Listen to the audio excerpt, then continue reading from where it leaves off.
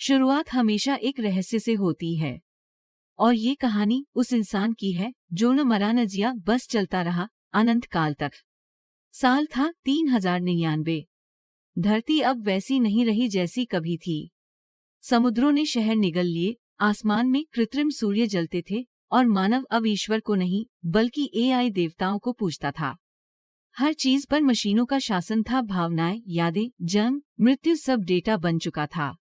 पर एक आदमी था जो इस सिस्टम से बाहर था, जिसकी न कोई फाइल थी न कोई डिजिटल पहचान।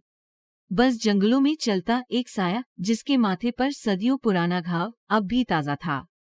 लोग कहते थे वो शापित है, वो अश्वत्थामा है। एक दिन एक वैज्ञानिक दल दक्षिण भारत के एक गहरे जंगल में अनडाइंग सिग्नल को ट्रैक करते हुए पहुंचा। सेंसर दिखा रहे थे किसी के शरीर में अमर तत्व जैसा कुछ है। डीएनए जो कभी न टूटे, कोशिकाएं जो कभी न मरें। वो सब हंस रहे थे, सोच रहे थे शायद कोई अजीब वायरस होगा। पर जब उन्होंने उसे देखा वो हंसी डर में बदल गई। वो आदमी खामोश खड़ा था, लंबे बाल, झुके कंधे और आंखों में ऐसा अंधेरा जैसे समय खुद वहां रुक गया हो।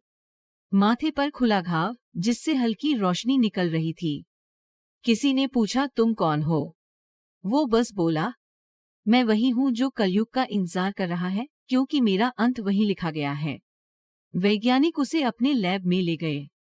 उसका डीएनए उन्होंने मशीन में डाला और पाया ये कोई इंसान नहीं बल्कि चलता फिरता जीवित इतिहास है। हर कोशिका में हजारों साल पुराने युद्ध के निशान थे। कुरुक्षेत्र के रक्त, ब्रह्मास्त्र की ऊर्जा और कृष्ण के श्राप की छाया। उन्होंने उसकी कोशिकाओं को क्लोन किया।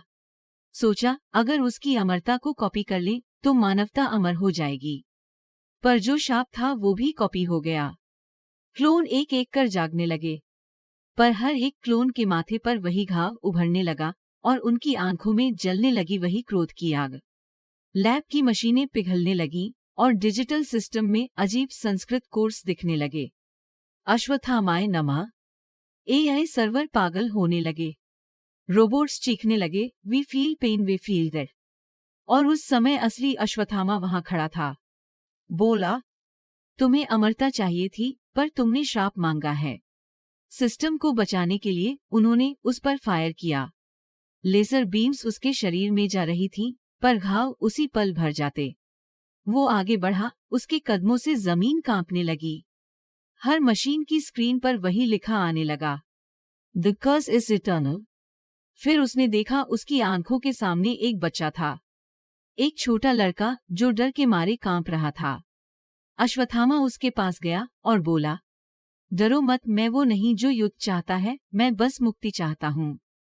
बच्चे ने पूछा आप अमर क्यों हैं?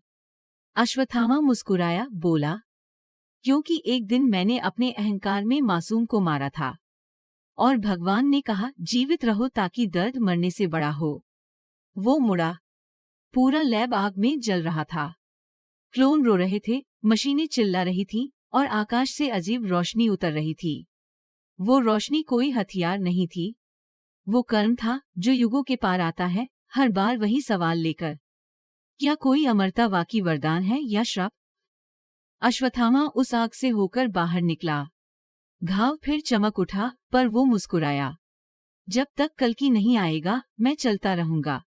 वो आकाश की ओर देखने लगा और अचानक पूरा आकाश बिजली से भर गया, जैसे ब्रह्मांड ने उसके शब्द सुन लिए हों। एक आवाज आई समय निकट है।